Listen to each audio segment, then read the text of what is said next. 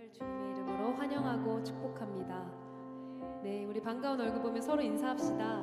앞뒤 사람들과 옆 사람들과 인사합시다. 참 잘 오셨습니다. 환영합니다. 축복합니다.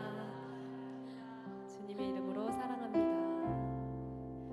네, 오늘 인생에서 가장 중요한 날이 되시길 바랍니다. 반드시 주님 만나고 반드시 주님과 교제하는 시간 보내시길 바랍니다. 네, 우리 같이 찬양할 때 잘 모르시더라도 같이 따라해 주시고 그 찬양의 가사에 은혜 받는 귀중한 시간 되시기를 간절히 소망합니다. 우리 시간 같이 찬양할 찬양의 제목은요, 목마른 사슴입니다. 여러분 다 잘 아시죠? 우리 이 갈급한 마음으로 주 앞에 나왔는데 우리 반드시 오늘 주님이 주시는 그 생수의 강물 꼭 오늘 만나고 가시길 간절히 소망합니다. 우리 같이 찬양합시다.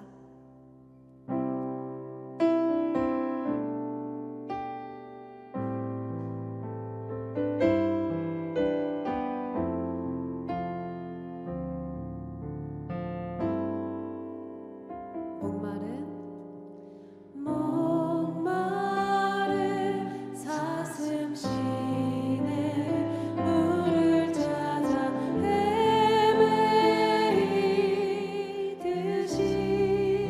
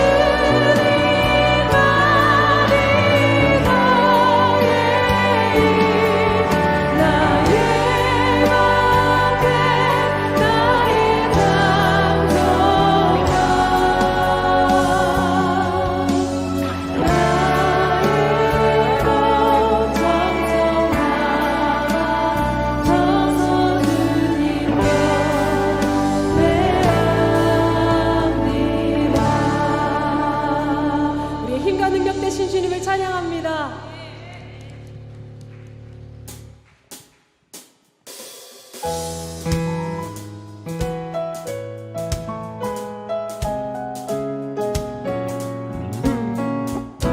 사랑하는 주님 앞에 경외하는 마음으로 우리 일어나서 같이 찬양합시다. 네, 진정 사모하는 우리 좋은 친구가 되시는 주님 같이 찬양합시다. 내 진정 사모하는 친구가 되시는 구주 예수님은 아름다워라.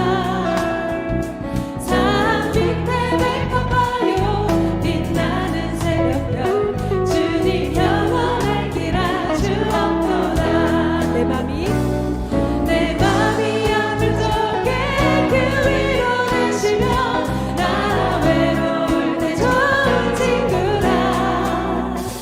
주는 저산 밑에 백화 빛나는 새벽별 이 땅 위에 비길 것이 없노. 이 절로 고백합니다. 내 몸에 모든 영역 이 세상 돌아가 나와 항상 같이 하여 주시고 시험을 당할 때에 악마의 계교를 즉시 물리치사 날 지키시. 온 세상 날 버려도 주 예수 못 버려 끝까지 나를 돌아보시니. 주는 저산 밑에 백화 빛나는 새벽 이 땅 위에 비길 것이 없도다.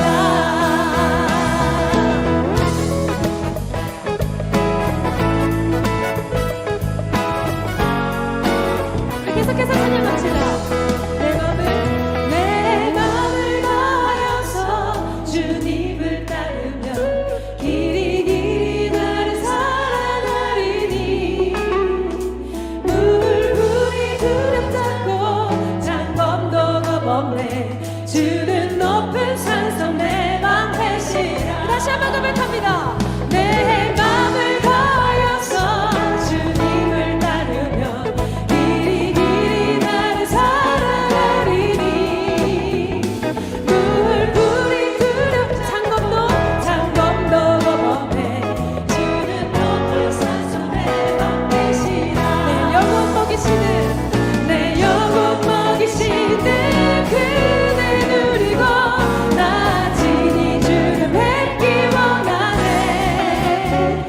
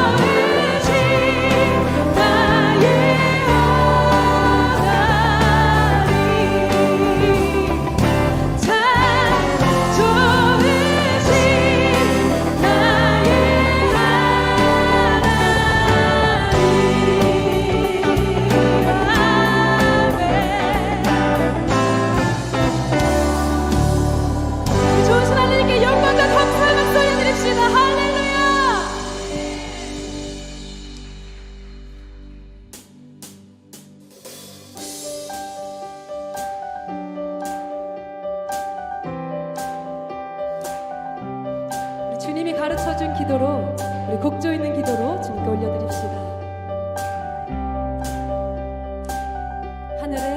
하늘에 계신 아버지, 이름 거룩하며 주의 영광 이곳에 가득하게 기도하네.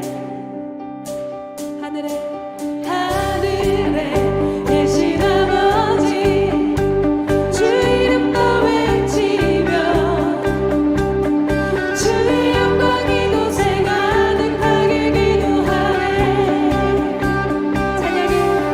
찬양의 새 노래로, 찬양의 새 노래로, 찬양의 새 노래로 주님께, 주님의 나라, 주님의 나라, 주님의 뜻이 하늘에 이루어지듯이 모든 선포에 자비한 주 이름 이 땅에 이루어지리라.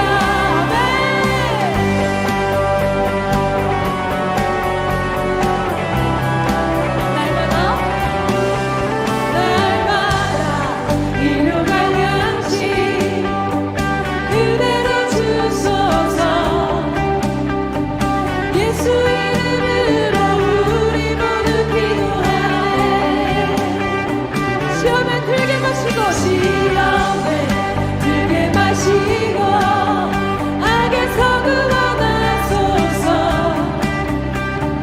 예수 이름으로 우리 모두 기도하네. 찬양의 새 노래로, 찬양의 새 노래로, 찬양의 새 노래로 주님께.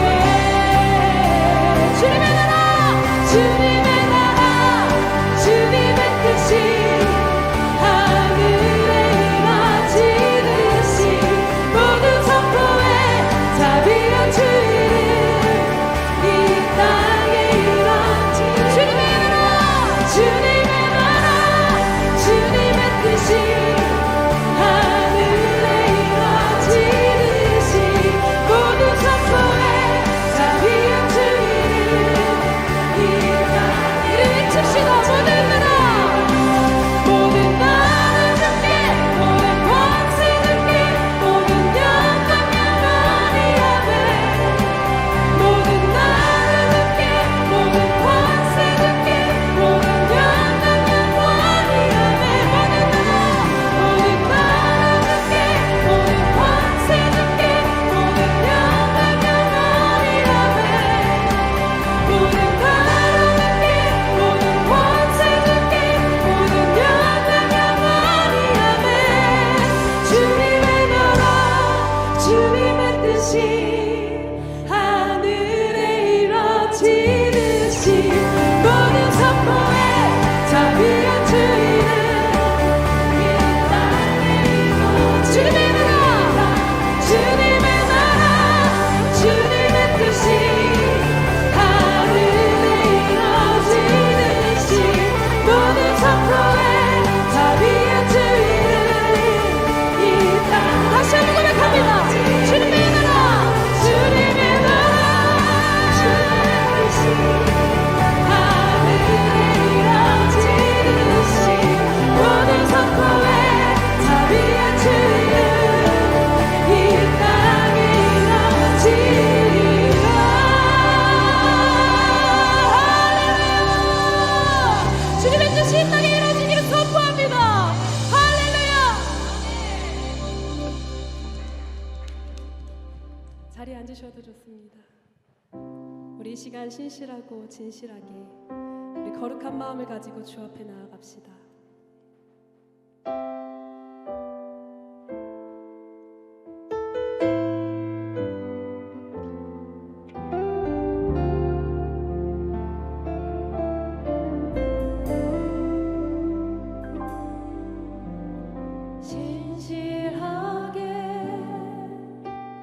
진실하게 거룩하게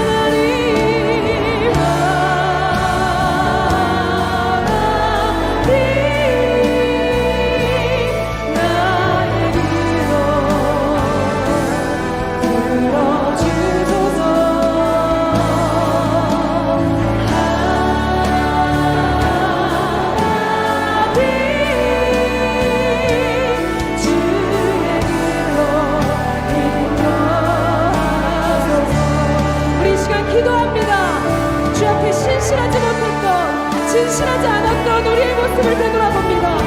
우리의 연약한 부분을 주께 고백하며 주님 오늘 나를 만나달라고, 나를 인도해달라고 우리 주께 간절히 기도하며 나아갑시다. 주여, 아버지 오늘 나의 기도를 들어주시옵소서.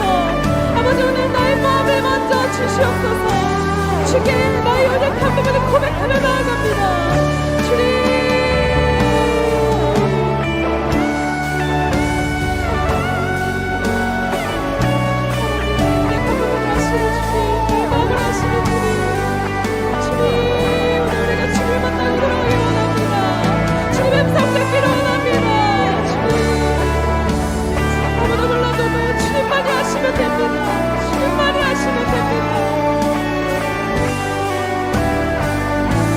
다시 한번 찬양으로 고백하며 나아갑니다. 하나님 나의 마음,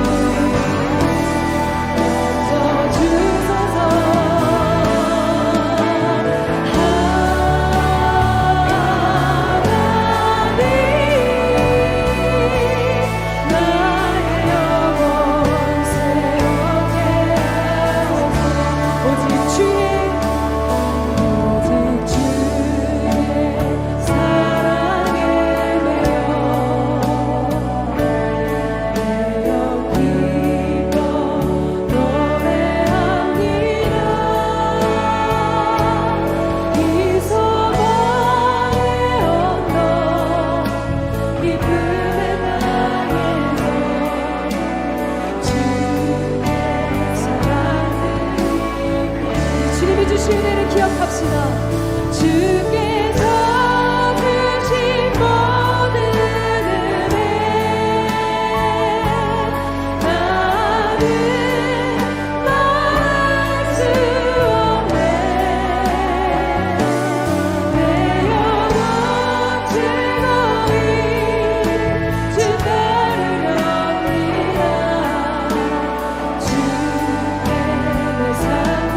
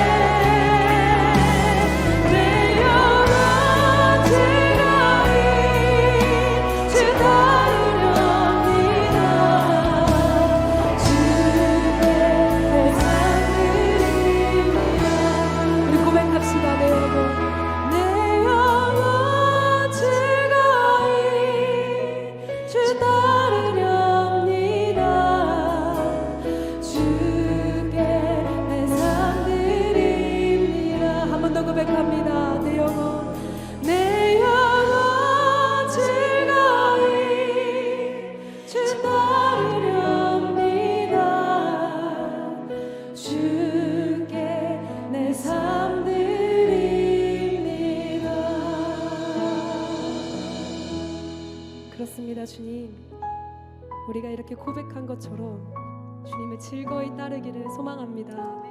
우리의 모든 삶과 우리의 모든 정성을 다 바쳐서 주님을 따르기를 소망합니다. 우리 이 시간 주님의 이름 한번 크게 부르짖고 주님만 따르겠습니다. 주님만을 즐거워하겠습니다. 이렇게 고백하는 우리가 되기를 간절히 바랍니다. 주여,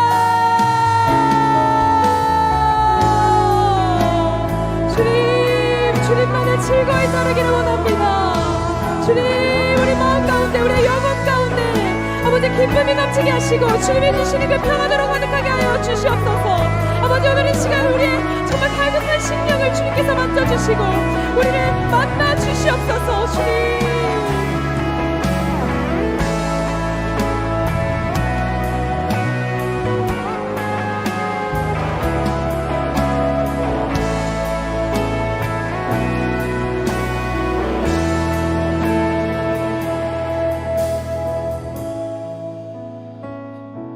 전능하신 아버지 하나님, 감사합니다.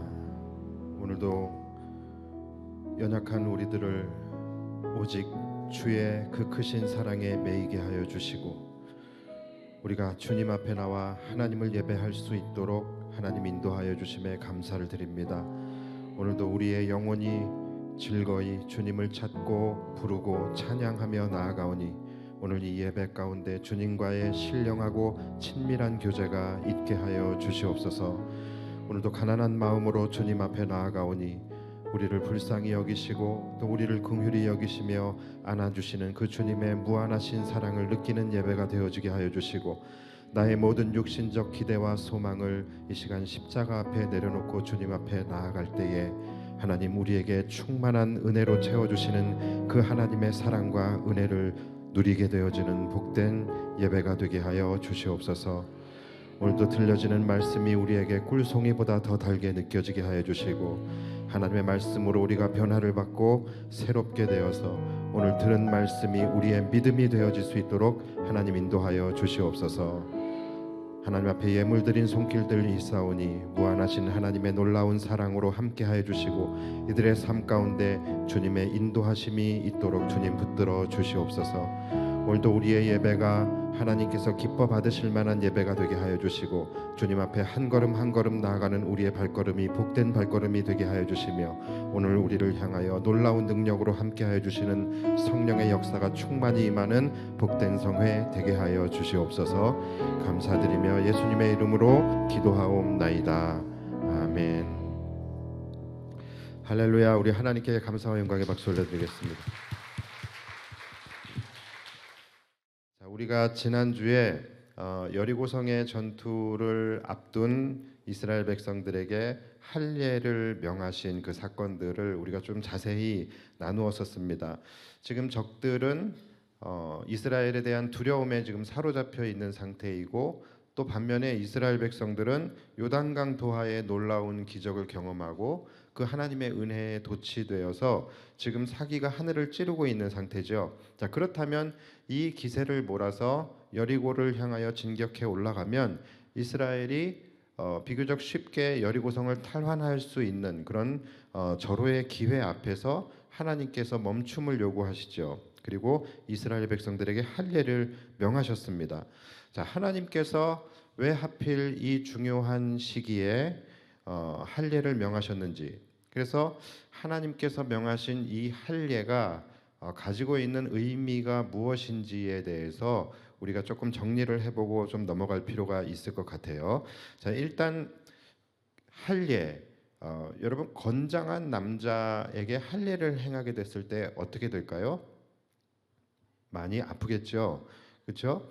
그러니까 건강하던 사람이 갑자기 어떻게 되는 거예요? 힘을 쓰지 못하게 되는 거예요. 그리고 강하던 사람이 약해지게 되는 것입니다. 자, 그러니까 할례라는 것은 뭡니까? 힘을 빼는 거예요. 힘을 빼는 것이 할례입니다. 지금 사기충천에 있는 이스라엘에게 할례를 명하셨다라는 것은 이스라엘 백성들에게 하나님께서 스스로 자신들의 힘을 빼기를 요구하시는 명령입니다. 자, 그렇다면 왜 하나님께서 지금 힘을 더 주셔야 할 때에 힘을 오히려 빼게 하신 것일까요? 자, 그 이유는 제가 여러분에게도 말씀을 드렸지만 이 전쟁은 힘으로 하는 싸움이 아니다라는 거예요. 힘으로 하는 싸움이 아니라 이 전쟁은 영적 전쟁이다라는 것이죠. 여러분, 힘으로 하는 전쟁, 즉 육적 전쟁은 상대와 더불어 싸우게 되는 거예요. 그래서 싸움의 대상이 타인입니다. 바로 상대예요. 자, 그러나 여러분, 영적 전쟁은 누구와 더불어 싸우는 겁니까? 영적 전쟁의 대상은 누구입니까? 바로 나 자신이에요. 나 자신과 하는 싸움이에요. 나를 치는 싸움입니다. 뭘 칩니까? 나의 뜻, 나의 생각, 이러한 것들, 나의 의지, 이런 것들을 죽이고 내 뜻이 아닌 하나님의 뜻이 이루어질 수 있도록, 내 안에서 내가 아닌 하나님이 일하실 수 있도록 나 자신을 철저히 죽이고 나의 모든 시선과 초점을 하나님께 맞추는 것이 영적 전쟁입니다. 우리는 영적 전쟁이다라고 하면은 무슨 어떤 영적 세계에서 마치 사단 마귀와 더불어서 싸우는 것이라고만 생각을 합니다. 물론 그것도 영적 전쟁이죠. 그런데 진짜 영적 전쟁은 뭐냐면 나 자신과 싸우는 거예요. 나 자신 안에 있는 죄성과 싸우는 것이 영적 전쟁입니다. 그래서 나를 쳐서 하나님 십자가 앞에서 복종시키고 나의 뜻을 하나님의 뜻으로 맞추는 것. 그래서 내 안에서 내가 아닌 하나님이 일하시도록 하는 것. 여러분, 그것이 바로 영적 전쟁입니다. 그래서 영적 전쟁은 나의 힘을 빼는 거예요. 그리고 그것이 오늘 이스라엘 백성들에게 명하신 할례인 것입니다. 자, 그렇다면 할례라는 것이 요즘으로 따지면 뭡니까? 할례가 지금 뭐가 됐죠? 그렇죠. 세례가 된 거예요. 그래서 골로새서 2장 11절을 보시면 이 세례에 대해서 나오는데, 자, 제가 읽어드릴게요. 또 그 안에서 너희가 손으로 하지 아니한 할례를 받았으니. 자, 그러니까 손으로 하지 않은 할례가 뭡니까? 바로 세례를 의미하는 것이죠. 그리고 이어서 이 세례라는 것, 손으로 하지 않은 할례가 가지고 있는 의미가 무엇인지를 말씀하고 있어요. 자, 이것이 바로 곧 육의 몸을 벗는 것이요. 자, 육의 몸을 벗어버리는 것이 할례이고 세례라는 거예요. 육의 몸을 벗는다라는 것은 뭡니까? 이 살갗 피부로 껍질을 벗는다라는 것이 아니죠. 바로 내 자아를 벗는다라는 거예요. 그러니까 나의 생각, 나의 의지, 내 뜻을 벗어버리는 것. 이것이 할례라는 것입니다. 자, 그러니까 할례라는 것은 나를 벗는 거예요. 자, 그리고 12절 너희가 세례로 그리스도와 함께 장사되고, 자, 더 나가죠. 그리스도와 함께 장사된대요. 여러분, 장사되는 게 뭡니까? 바로 죽는 거예요. 죽는 것입니다. 그러니까 우리가 할례를 받고 세례를 받는 것은 나의 모든 힘을 빼고 내가 그리스도와 함께 죽는 것입니다. 자, 죽은 사람은 아무것도 없습니다. 아무 의지도 없고 자기 주장도 없어요.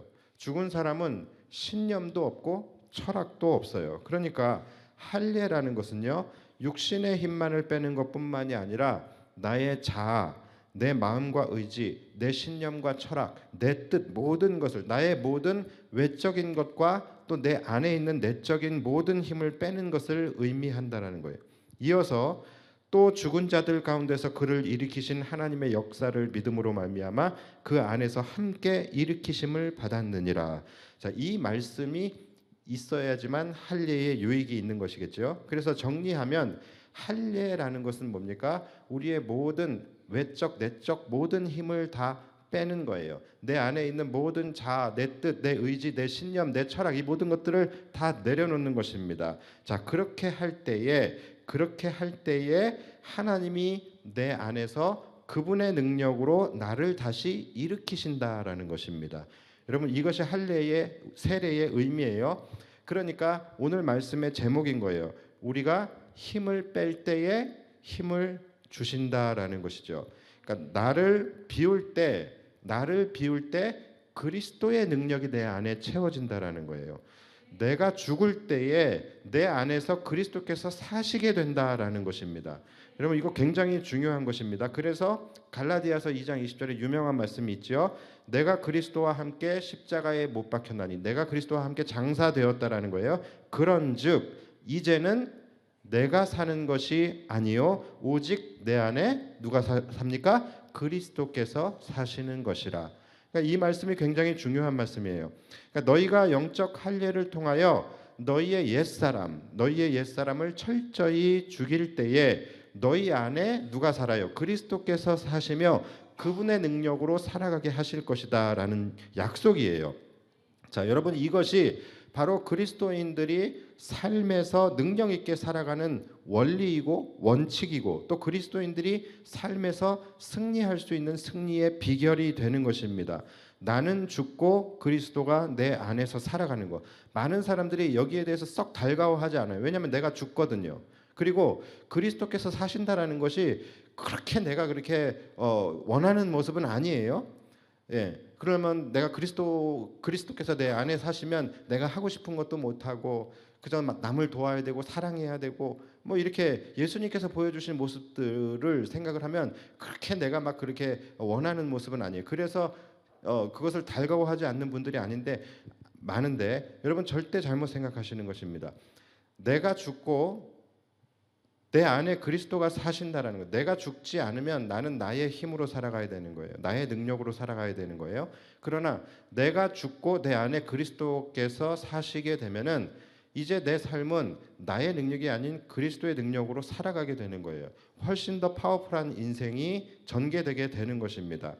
그래서 내 자아가 죽고 내 안에 그리스도께서 사셔야 내 힘으로 이길 수 없는 것들도 나는 이길 수 없지만 내 안에 있는 그리스도의 능력으로 승리하며 살아갈 수 있다라는 것을 여러분 믿으셔야 합니다. 이렇게 그리스도의 능력으로 살아가기 위해서는 반드시 내가 죽어야 되는 거예요. 내 안에 그리스도께서 사시며 그리스도께서 내 안에 주인이 되셔야 되는 것입니다.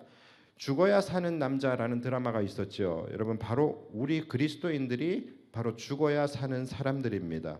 그것이 그래서 바로 기독교가 역설의 종교라고 하는 거예요. 우리는 죽어야지 살 수 있는 사람들입니다. 우리는 힘을 빼야 능력 있게 살아갈 수 있는 사람들이라는 거예요. 그런데 문제가 뭐예요? 죽지를 못해요. 죽지 않아요. 그렇죠? 여러분, 나 자신부터 생각해서 그리스도인들 중에 죽는 사람들이 많이 있나요? 하나님 앞에서 자신을 쳐서 복종시키고 내 안에 그리스도로 살아가는 그런 사람들이 많이 있을까요? 실제적으로는 많이 없다라는 것이죠. 그러니까 우리는 이 부분에 대해서 굉장히 심각하게 느껴야 됩니다. 나 자신부터 시작해서 우리 기독교는 죽어야 사는 종교인데 내가 죽어야 내 안에서 그리스도께서 사시게 되는 것. 그럴 때에 내 삶에 은혜도 임하고 구원도 임하고 그렇게 되는 것인데 실제적으로 내가 그리스도 앞에서 십자가 앞에서 죽는 삶을 살아가고 있는가? 이런 부분들을 좀 생각을 해야 돼요. 그런데 죽지 못하는 이유는 진짜 죽을까 봐 그래요. 힘을 빼지 못하는 이유는 정말 그러면 내가 힘이 없어지게 될까 봐 못하는 것이죠. 근데 여러분, 운동도요. 모든 운동이 작동되어지는 원리는 가장 첫 번째가 뭐예요? 힘을 빼는 것입니다. 힘을 빼야지만 더 좋은 능력이 나타나게 되고 힘을 빼야지만 내가 다치지 않을 수 있는 것입니다. 물에 빠졌을 때도 마찬가지죠. 물에 빠졌을 때도 힘을 빼야지만 내가 뜰 수 있고 내가 살 수 있는 거예요. 그러니까 힘을 빼야 할 때에 살겠다라고 힘을 주고 막 발버둥치고 그러면 더 가라앉게 되는 거예요. 여러분, 우리의 삶도 그렇습니다. 우리가 살다 보면은 내 인생이 물에 빠져 허우적거리는 것 같이 느껴질 때가 있습니다. 그럴 때에 대부분의 사람들은 어떻게 반응합니까? 살기 위해서 더 허우적거리게 돼요. 그래서 인간적인 방법들을 동원하게 되고 또는 내가 살기 위해서 누군가를 끌어내립니다. 자, 그런데 그러면 그럴수록 모두가 다 같이 가라앉게 되는 것이죠. 그럴 때 우리는 어떻게 해야 합니까? 살려고 발버둥치는 것이 아니라 오히려 힘을 빼야만 하는 것이죠.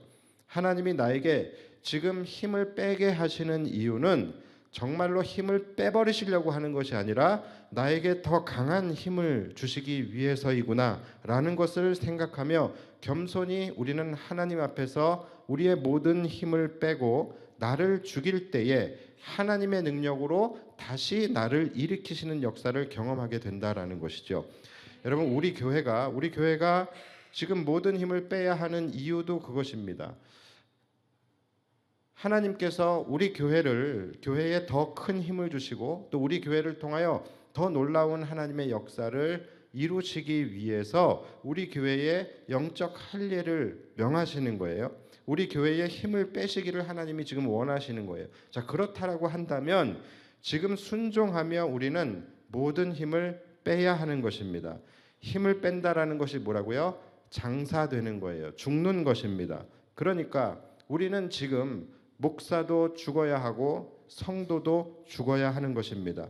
그리고 교회의 주인이 되신 예수님만 사셔야 되는 거예요. 교회의 왕이 되시는 하나님만 드러나는 교회가 되어야 된다라는 거예요. 목사부터 죽어야지 예수님께서 교회를 다스리실 수 있는 것이고 성도가 죽어야지 하나님께서 교회를 통치하실 수 있는 것입니다. 지금 우리가 죽지 않고 살려고 발버둥 친다면, 그래서 인간적인 방법으로 위기를 이겨내려고 한다거나 또는 덕이 되지 않는 말과 행동들이 난무하게 된다면 교회는 더 힘이 빠지고 더 가라앉을 수밖에 없게 되는 것입니다.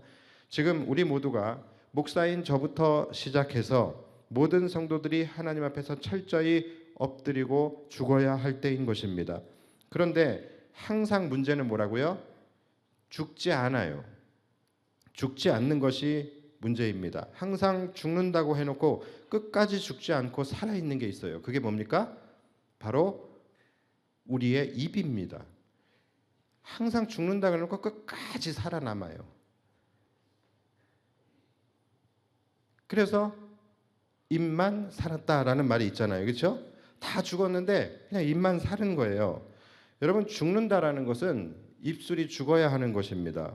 왜 죽은 자가 말이 없겠어요? 그의 안에 자아가 죽었기 때문에 그래요. 누가 막 죽었는데 막 입은 살아 있어요. 계속 말을 해요. 관 속에서도 막 말을 해요. 관이 마음에 안 든다, 향나무로 해, 왜 오동나무로 하냐, 막 이렇게 말을 해요. 여러분, 상상만 해도 끔찍하지 않으십니까? 죽은 자가 말을 하면 굉장히 귀괴하고 흉물스러워지는 거예요. 여러분, 흉측해지지 마시기 바랍니다. 우리가 죽는다는 것이 정말로 생명이 죽는 것은 아니겠죠. 그렇지만 하나님 앞에서 철저하게 나의 자아를 죽이는 것입니다. 나의 모든 생각과 나의 모든 판단과 자기 주장을 죽이는 것이 죽는 거예요. 입술이 하는 기능이 뭡니까? 내 안에 살아있는 것들을 밖으로 표현하는 거예요. 내 안에 살아있는 것들을 밖으로 표출하고 그것을 출력하는 스피커가 바로 입술인 것이죠. 만약에 내 안에 있는 것들이 다 죽었다라고 한다면 밖으로 출력될 것이 없는 거예요. 그래서 우리가 정말로 하나님 앞에서 죽었다라고 한다면 하나님 앞에서 죽은 사람들에게서 가장 먼저 나타나게 되어지는 외부적 현상이 뭐냐면 바로 입술이 닫히는 것입니다.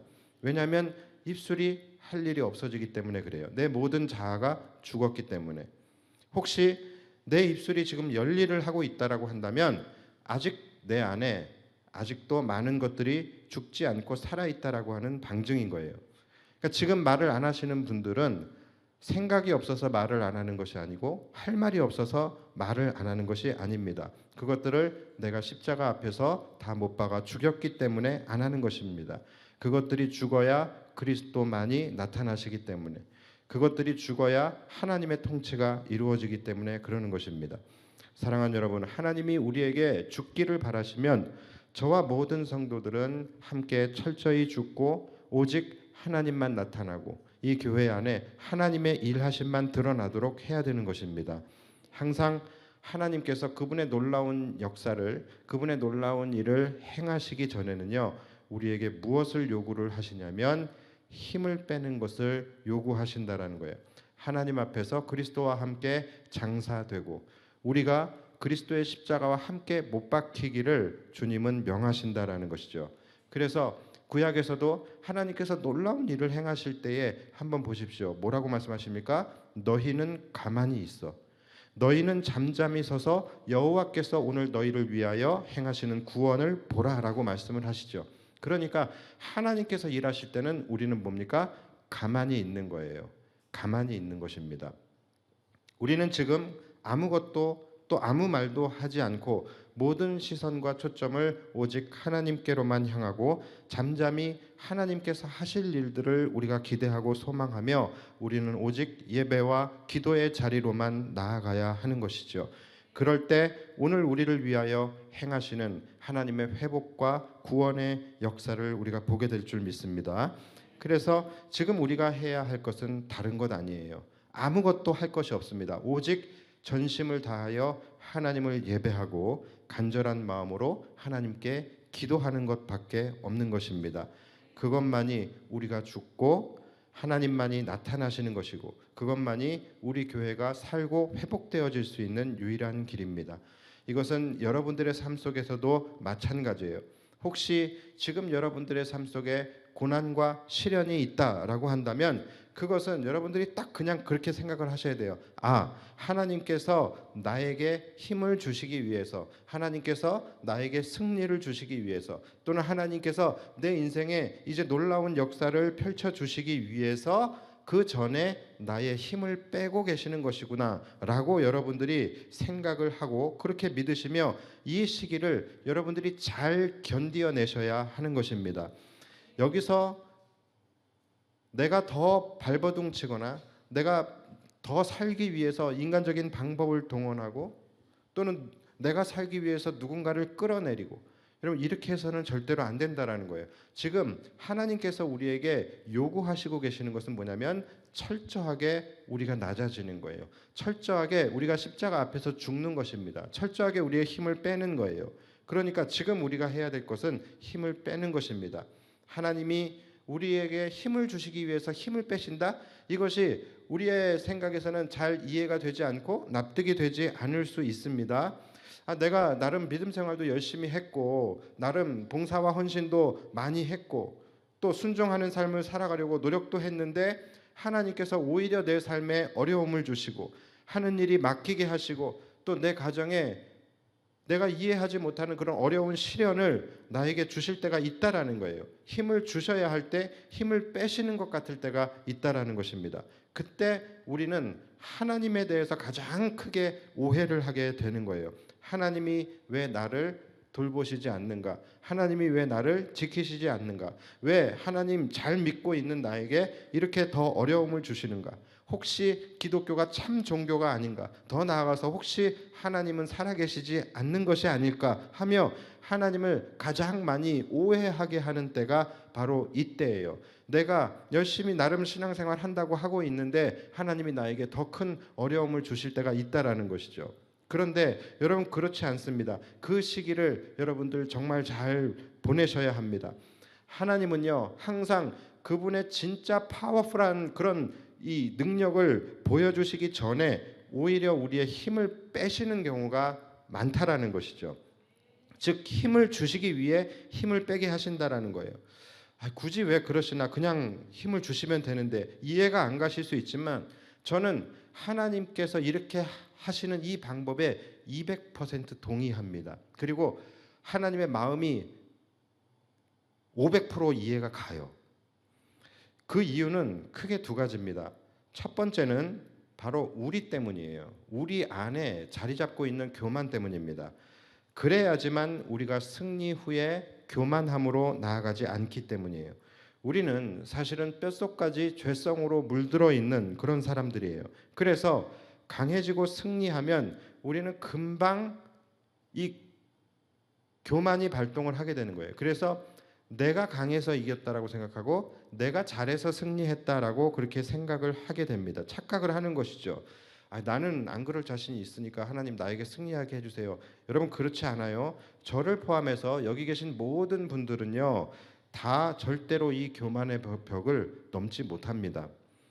난 정말 자신 있다라고 생각하는 그 자체부터가 벌써 이미 교만이 시작되고 있는 거예요. 여러분 우리는 이 교만을 우리는 이길 수 없다라는 거예요. 그래서 하나님께서는 우리를 강하게 하실 때에 그냥 바로 힘을 주시지 않습니다. 먼저 우리의 힘을 빼시는 작업을 반드시 하신다라는 거예요.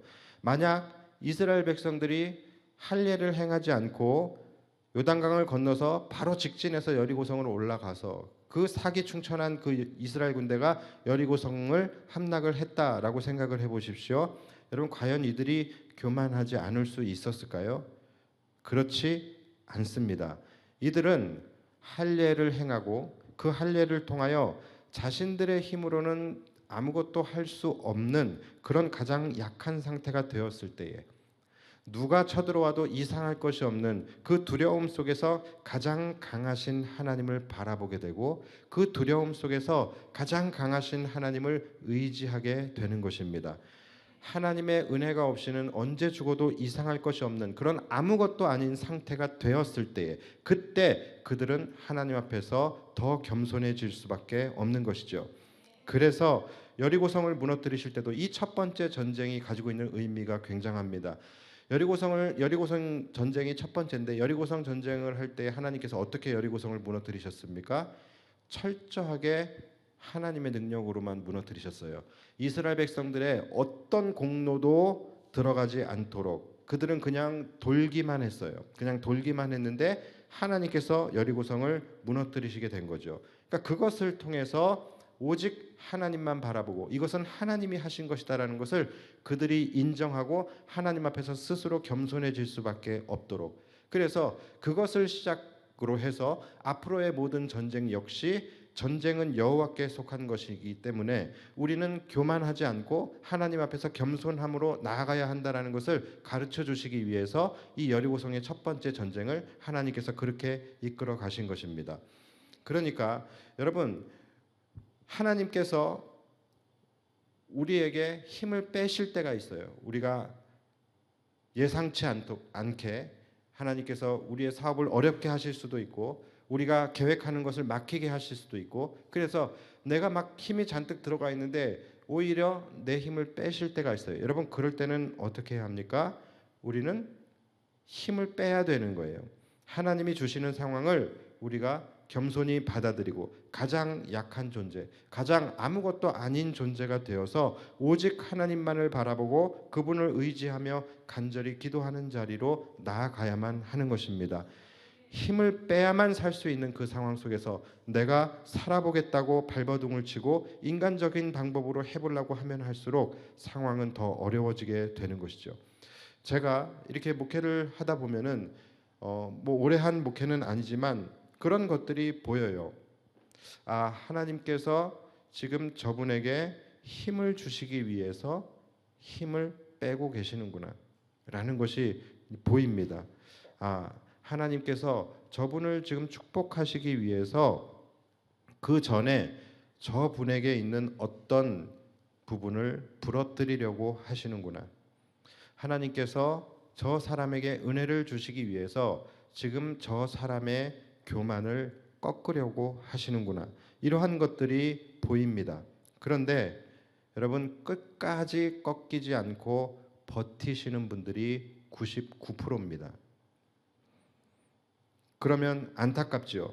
아, 저분이 저것만 하나님 앞에서 좀 부러뜨리시면, 아, 저분이 정말로 하나님 앞에서 좀 저 부분만 깨어지게 되면, 저 부분만 힘을 좀 빼시면 이제 하나님께서 그 다음은 일하시게 될 텐데 수년째 하나님과 그 씨름을 하고 계시는 것을 보면 안타까운 마음이 생깁니다. 신앙생활을 못하는 게 아니에요. 신앙생활도 잘 하시는데 하나님이 힘을 빼시려고 하는 그 부분을 힘을 못 빼시는 거예요. 근데 너무 민감한 부분이기 때문에 제가 말을 할 수도 없고 그냥 그저 기도만 하는데 안타깝습니다. 여러분, 하나님의 일하심을 사모하시고 하나님의 은혜를 여러분들이 구하고 계시고 여러분들의 삶 속에 하나님께서 일하시기를 원하신다면 여러분, 먼저 해야 될 것이 뭐냐면, 여러분 오늘 기도하시면서 하나님께서 나의 어떤 부분이 부러지기를 원하시는지, 하나님께서 나의 어떤 부분이 깨어지기를 원하시는지, 하나님께서 나의 어떤 부분의 힘을 빼시기를 원하시는지, 여러분 이것을 기도하는 가운데 발견할 수 있게 되기를 바랍니다. 이것을 발견하는 것은 대단한 축복입니다. 우리 안에 이 교만의 씨앗이 있는 한 하나님은 우리를 위해 일하시는 것을 유보하시고 멈추실 수밖에 없는 거예요. 왜냐하면 그 상황에서 주시는 은혜는 축복이 아니라 저주가 되기 때문에 그런 것입니다. 사랑하는 여러분, 힘을 빼는 것을 여러분 나쁘게 생각하지 마시고 힘을 빼는 것을 두려워하지 마십시오. 힘을 주시기 위해서 힘을 빼라고 하시는 것이라고 한다면 얼마든지 우리는 기쁨으로 감사함으로 힘을 뺄 수 있는 것이지요. 내가 죽어야지만 그리스도께서 내 안에 사실 수 있다면, 내가 주인의 자리에서 내려와야지만 그리스도께서 내 인생의 주인이 되실 수 있다면, 내 힘을 온전히 빼야지만 하나님의 능력이 내 안에 충만히 채워질 수 있다면, 비록 그 과정이 아프고 힘들고 두려울 수 있겠지만 여러분, 힘을 빼는 것이 은혜이고 축복인 것입니다. 여러분, 이것이 바로 두 번째예요. 우리에게 힘을 빼시기를 요구하시는 이유가 무엇이냐? 바로 이런 부분입니다. 여러분, 하나님이 우리에게 은혜를 주시는 경우들을 잘 분석을 해보면 두 가지의 패턴으로 나누어질 수가 있어요. 어떤 식으로 은혜를 주시냐면 나에게 감당할 수 있는 힘을 부여해 주시는 거예요. 그래서 내가 하나님 주시는 힘을 가지고서 내가 이기는 것이죠. 자, 이렇게 은혜를 주실 때가 있고요. 두 번째는 굉장히 강력한 경우인데 하나님께서 직접 개입하시는 겁니다. 하나님께서 직접 내 삶에 개입하셔서 그분의 능력으로 싸워주시고 일해주시는 경우예요. 자, 여러분, 그렇다면 어떤 은혜가 더 강력하고 더 좋은 은혜입니까? 첫 번째예요, 두 번째예요? 물론 둘 다 우리가 사모해야 하는 좋은 은혜이죠. 그런데 두 번째가 훨씬 더 강력한 은혜이죠. 하나님께서 직접 내 인생에 개입하시는 거예요. 그래서 직접 내 인생을 운행하시면서 하나님이 싸우시고 하나님이 일해 주시는 경우예요.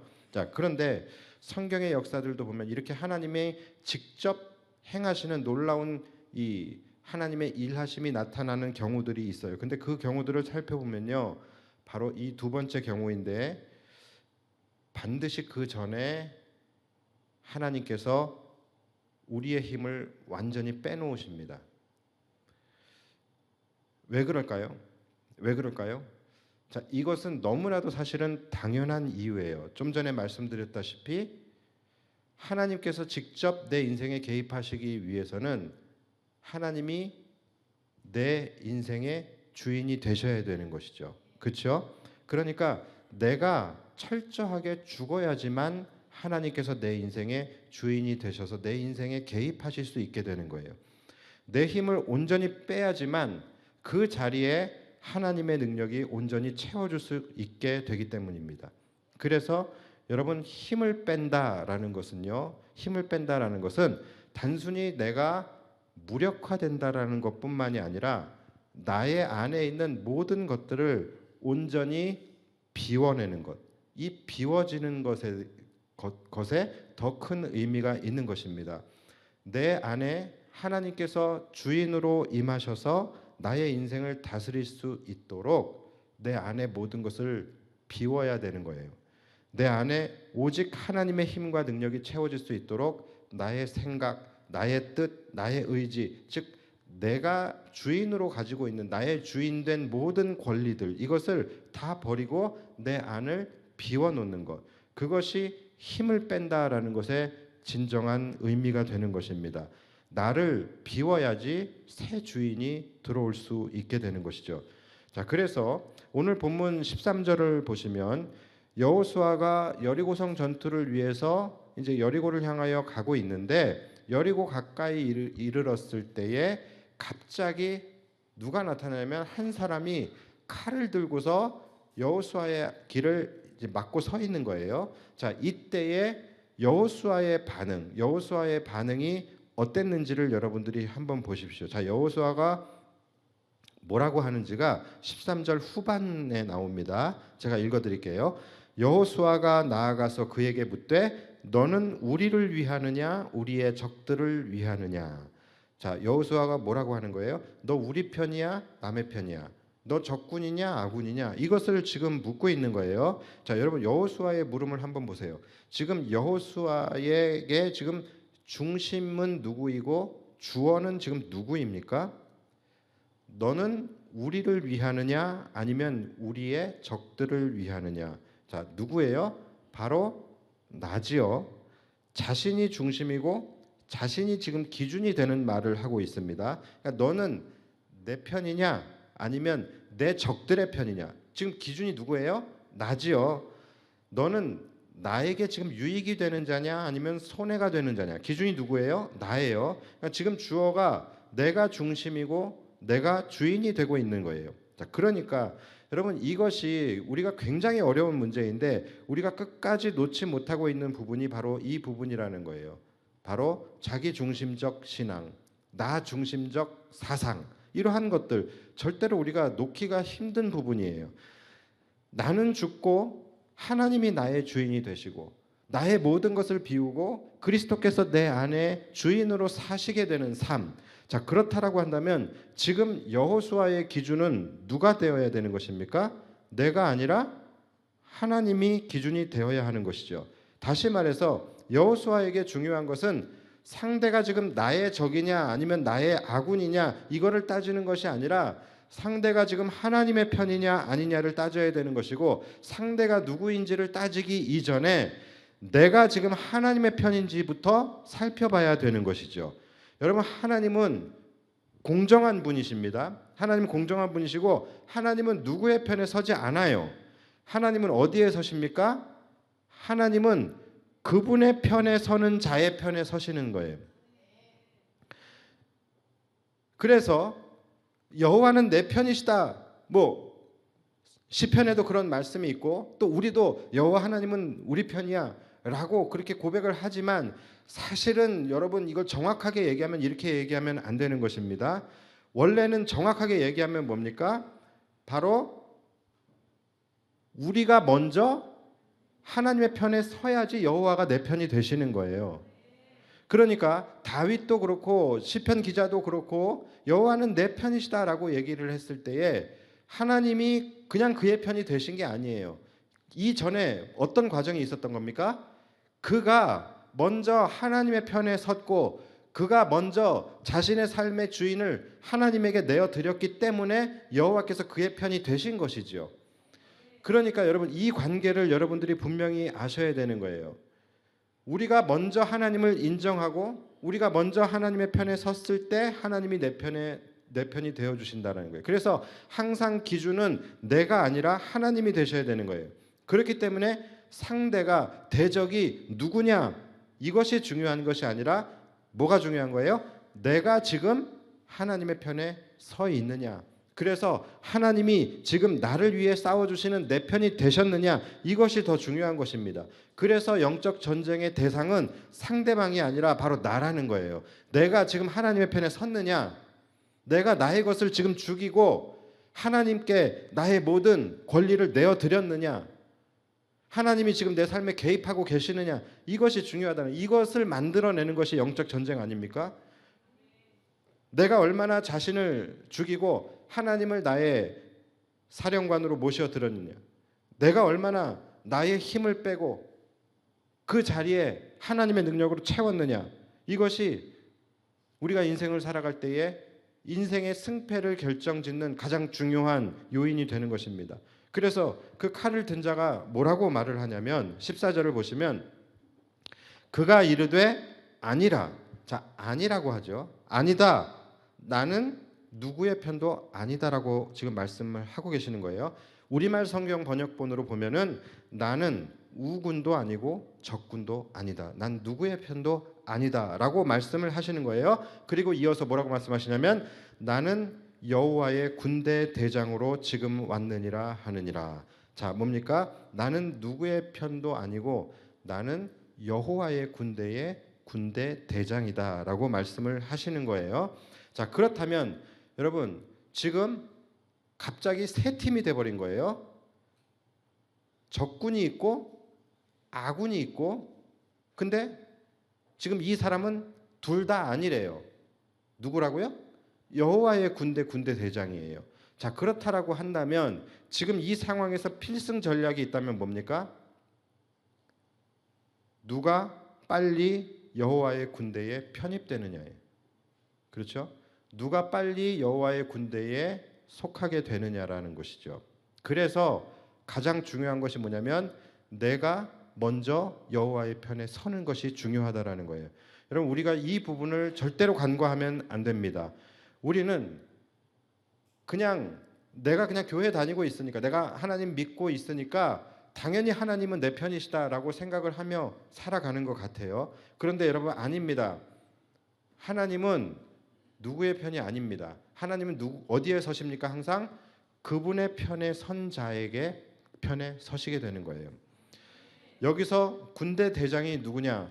많은 분들이 추측하기로는 하나님의 천사장이다라고 추측을 합니다. 그런데 여러분, 아니에요. 천사가 아니라 칼을 들고 선 자는 바로 하나님이십니다. 자, 제가 아까 말씀드렸잖아요. 하나님이 일하시는 두 번째 가장 강력한 방법이 뭐예요? 하나님이 직접 개입하시는 거예요. 하나님이 직접 개입하시고 직접 싸워주시는 경우가 있다라는 것이죠. 자, 지금 바로 이 상황이 하나님이 직접 여호와의 군대 대장으로, 여호와의 군대 장관으로 오신 상황입니다. 자, 그런데 여기서 중요한 것이 뭐냐면 하나님이 지금 여호수아의 군대 장관으로 오셨습니까? 아니면 여호와의 군대의 군대 장관으로 오셨습니까? 여호와의 군대의 군대 장관으로 오신 거예요. 그러니까 하나님은 나의 군대 대장으로 오신 분이 아니라 여호와의 군대 대장으로 오셨다라는 거예요. 무슨 말입니까? 하나님은 나의 부하로 오시는 분이 아니라는 거예요. 나의 부하, 나의 종으로 오시는 것이 아니라 하나님은 그분의 군대를 이끌기 위해 오셨다라는 거예요. 그렇기 때문에 하나님이 내 편이 되시기 위해서는 반드시 내가 여호와의 편에서는 여호와의 군대가 먼저 되어야 되는 것이죠. 하나님이 나의 부하가 아니라 내가 하나님의 부하가 되어야 되는 것이고, 하나님이 나의 군대 장관으로 나를 위해서 싸우기 위해서 오신 것이 아니라 내가 군대 장관으로 오신 하나님의 군사가 되어야 된다라는 것이죠. 여러분, 이 차이를 이해하시겠습니까? 이해하시겠어요? 제가 설명을 잘 했는지 모르겠지만 이게 굉장히 중요한 부분이기 때문에 여러분들이 이거를 이해를 하셔야 돼요. 많은 분들이 오해하는 부분이 이 부분이에요. 왜 하나님이 나를 위해서 일해 주시지 않지? 여러분, 이 말 속에는 뭐가 전제되어져 있는 겁니까? 뭐가 전제되어 있어요? 하나님은 나의 군대 장관이라고 생각을 하는 거예요. 나의 군대 장관이시고 나를 위해서 싸우시고 나를 위해서 일하시는 분이라는 생각이 전제되어 있는 거예요. 여러분, 그것이 아닙니다. 하나님은 우리의 종이 아닙니다. 우리가 언제든지 부를 수 있는 진이가 아니라는 거예요. 하나님은 그분의 군대를 위해서 오셨고 하나님은 그분의 군대를 위해서 싸우시는 군대 장관인 것이죠. 그렇기 때문에 우리가 먼저 그분의 백성이 되지 않고 그분의 군대가 되지 않고 그분의 편에 서 있는 자가 되지 않는다면 하나님은 절대로 내 편이 되실 수 없는 것입니다. 그래서 여호수아가 그때 딱 깨달은 거예요. 그래서 아차 싶어서 바로 엎드리죠. 그리고는 뭐라고 말합니까? 내 주여 종에게 무슨 말씀을 하려 하시나이까? 그러니까 지금 깨달은 거예요. 내 주여 종에게 무슨 말씀을 하시겠습니까? 자, 뭡니까? 내 주여 하나님을 나의 주인으로 인정하고 종에게 자신을 하나님의 종임을 고백하고 있는 거예요. 자, 그때 하나님이 뭐라고 말씀을 하십니까? 자, 15절 말씀이에요. 여호와의 군대 대장이 여호수아에게 이르되 내 발에서 신을 벗으라. 내가 선 곳은 거룩하니라 하니 여호수아가 그대로 행하니라. 자, 내 발에서 신을 벗으라고 말씀하시죠. 자, 이것은 기억나시죠? 불타는 떨기나무 아래서 하나님이 모세에게 말씀하셨던 것과 똑같아요. 신을 벗으라고 말씀을 하셨죠. 자, 그렇다면 여러분, 신을 벗는다라는 것의 의미가 무엇일까요? 신을 벗는다라는 것. 우리가 룻기를 잘 아시죠? 자, 룻기에 보면은 이 룻의 남편이 죽죠. 남편이 죽었을 때에 이 유대인들의 그 법이 뭡니까? 남편이 죽었을 때는 그 남편과 가장 가까운 친족이 그 아내를 취하게 되는 그런 법이 있었어요. 그렇죠? 자, 그런데 무조건 취해야 되는 것은 아니에요. 마음에 안 들 수도 있어요. 룻이 안 이뻤으면 안 취할 수도 있잖아요. 실제로 안 취하죠. 그렇죠? 그래서 거부 의사를 이제 표현을 할 때 어떻게 거부를 하게 됩니까? 바로 아시는 분도 계신지 모르겠는데 나는 당신을 나의 아내로 맞지 않겠습니다라고 선언을 하고 여러 증인들 앞에서 신을 벗어야 되는 거예요. 자, 그러면 인정이 됩니다. 그래서 그 다음 타자인 보아스가 룻을 아내로 맞이하게 된 것이죠. 그렇죠? 내용 잘 아시죠? 신을 벗는다라는 것은 그겁니다. 나의 모든 권리를 내가 포기하겠습니다. 내가 포기하겠습니다라고 하는 것이 신을 벗는 것의 의미예요. 자신의 모든 권리를 포기하겠다라는 거예요.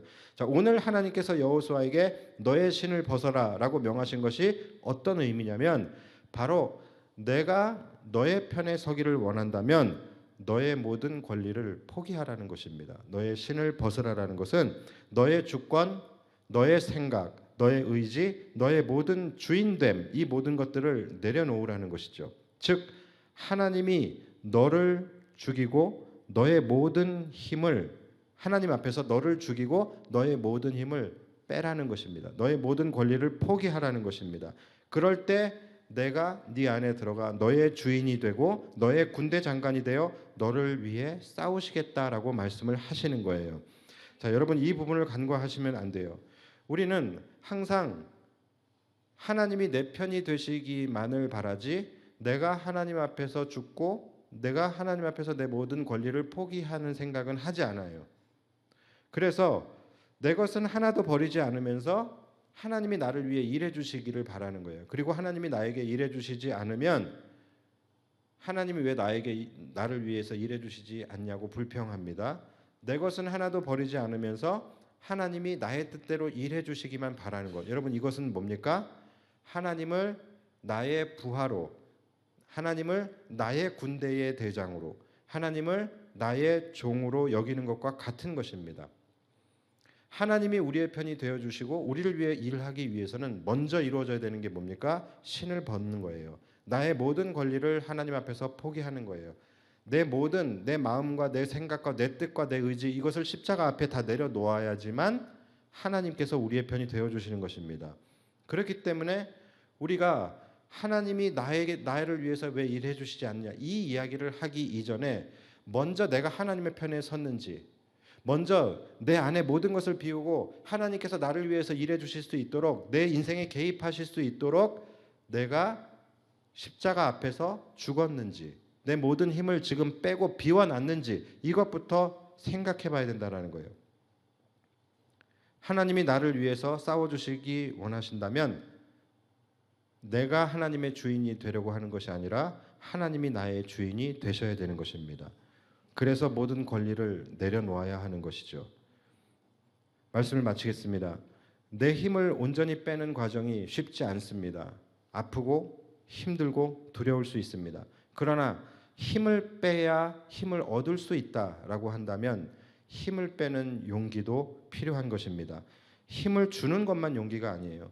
적진 앞에서 할례를 행한다라는 것, 여러분 이것은 웬만한 용기가 없으면 할 수 없는 것이죠. 그러니까 힘을 주는 것보다 힘을 빼는 것이 더 큰 용기가 필요할 수 있는 것입니다. 내가 잠시 무너질 수 있고 내가 잠시 수치를 당하고 잠시 아픈 시간을 겪게 될 수 있어요. 그렇다 할지라도 약한 나를 강하게 하실 그 하나님을 의지함으로 결국은 나를 웃게 하시며 결국 나를 그리스도와 함께 일으키시고 영광의 날을 맞이하게 하실 그 날을 우리가 기대하면서 오늘 하나님 앞에서 철저하게 나의 신을 벗어버리고 하나님을 나의 주인으로 하나님을 나의 사령관으로 모셔드릴 수 있는 저와 여러분들이 될 수 있게 되기를 주님의 이름으로 축복합니다. 이 시간 우리 함께 찬양하며 나아갑시다. 여러분 우리가 한번 생각해 보십시오. 우리가 언제 주님을 찾습니까? 우리가 언제 주님을 바라보게 됩니까? 우리가 언제 주님을 의지하게 됩니까? 오늘 찬양의 가사와 같이 우리의 인생이 힘이 빠졌을 때 내가 아무것도 아닌 연약한 존재가 되어서 그 마음의 먹먹함이 나의 삶을 짓누르게 될 때 인생의 허무함이 나의 삶을 짓누르게 될 때 그제서야 우리는 주님을 찾고 바라보게 되는 것이죠. 이렇게 하면 안 됩니다. 우리 함께 기도해야 돼요. 하나님, 나에게 믿음을 주시옵소서. 나에게 믿음을 주셔서 끝까지 그의 백성을 지키시고 돌보시는 그 하나님의 은혜를 바라보면서 그 하나님을 신뢰함으로 날마다 하나님만 바라보며 살게 해달라고. 내가 힘이 있든 없든 내 마음과 생각은 오직 하나님께로만 향하게 해달라고 우리가 고백하는 마음으로 함께 찬양하며 나아갔으면 좋겠습니다. 우리 함께 찬양합시다.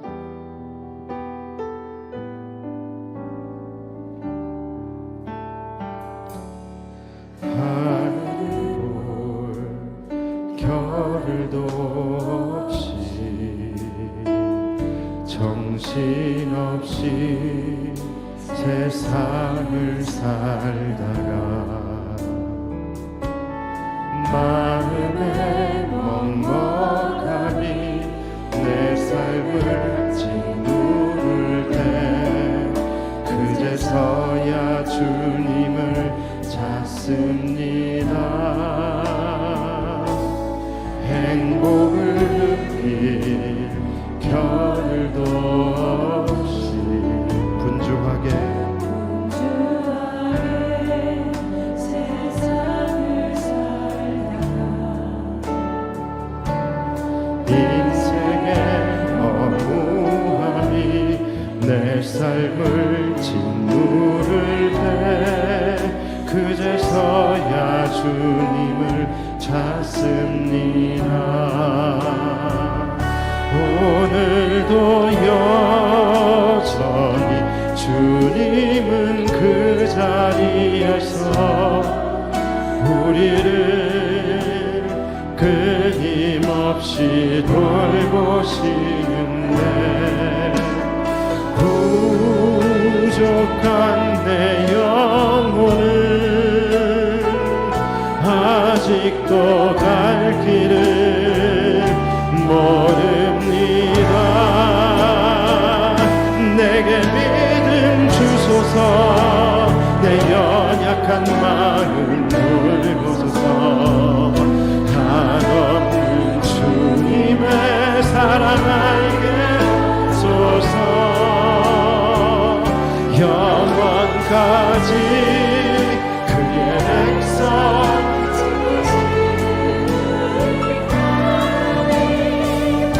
바라보며 살게 하소서. 우리 2절 찬양합니다. 하늘을 볼 겨를도 없이 하늘을 볼 겨를도 없이 그렇습니다.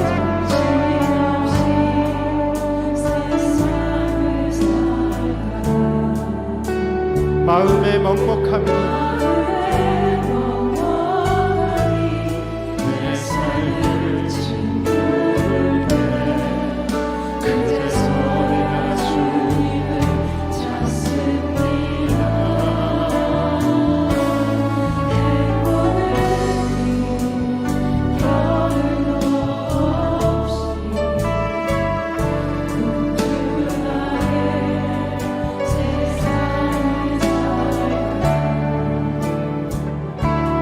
인생의 허무함이 내 삶을 짓누를 때 그제서야 주님을 찾습니다. 언제나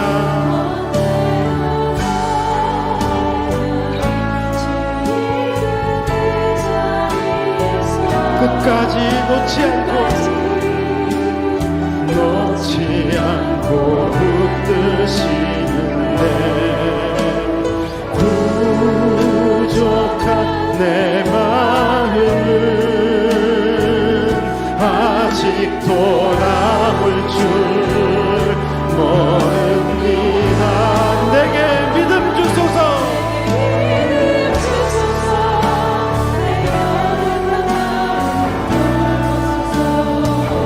한없는 주님의 사랑 알게 하소서.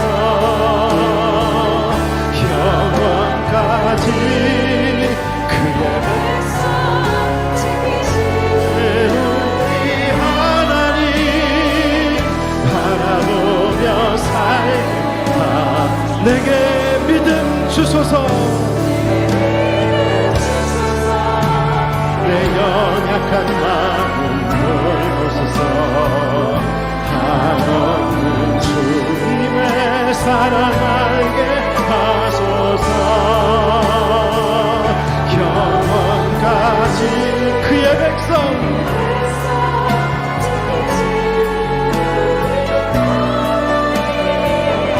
바라보며 살게 하소서. 그렇습니다. 오늘도 여전히 주님은 그 자리에서 우리를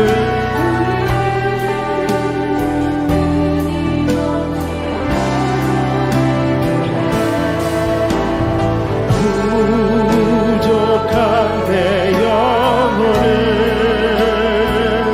아직도 갈 길을 모릅니다. 내게 믿음 주소서. 내 연약한 마음 돌보소서. 한없는 주님의 사랑 알게 하소서. 영원까지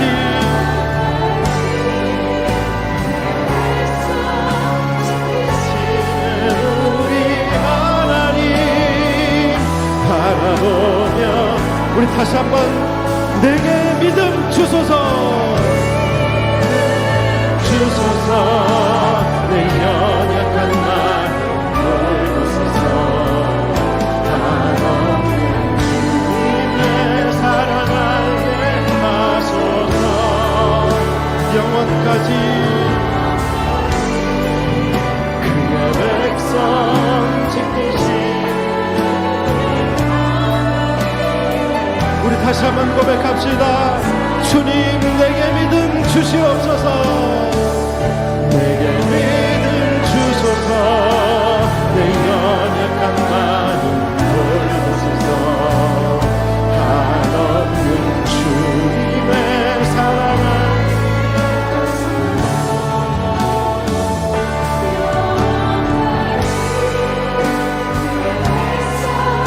지키시는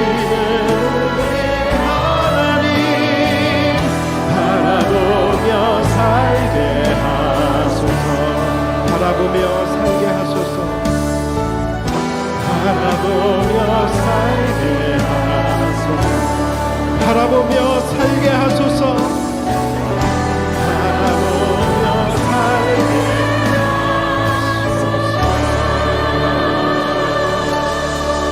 우리 시간 함께 기도하며 나아갑시다. 하나님, 우리에게 믿음을 더하여 주시옵소서. 우리의 연약한 마음을 긍휼히 여겨 주시옵소서. 내가 주님을 찾지 않을 때라도, 내가 주님을 바라보고 있지 않을 때라도 주님은 여전히 나를 찾고 계셨고 주님은 여전히 나를 바라보고 계셨습니다. 하나님, 그러함에도 불구하고 나의 교만과 나의 오만으로 말미암아 주님을 바라보지 못하고 살아왔던 것을 이 시간 회개하오니 하나님, 우리를 용서하여 주시옵소서. 주님, 내게 믿음을 더하여 주셔서 어떠한 상황 속에서도 주님을 바라보게 하여 주시고, 내가 힘이 없을 때만 주님을 찾고 그러는 것이 아니라 내가 힘이 있으나 힘이 없으나 모든 순간순간 영원토록 그의 백성을 지키시고 영원토록 그의 백성을 돌보시는 하나님만 바라보며 살아가게 하여 달라고 이 시간 주의 이름 간절히 부르며 기도하며 나아갑시다. 주여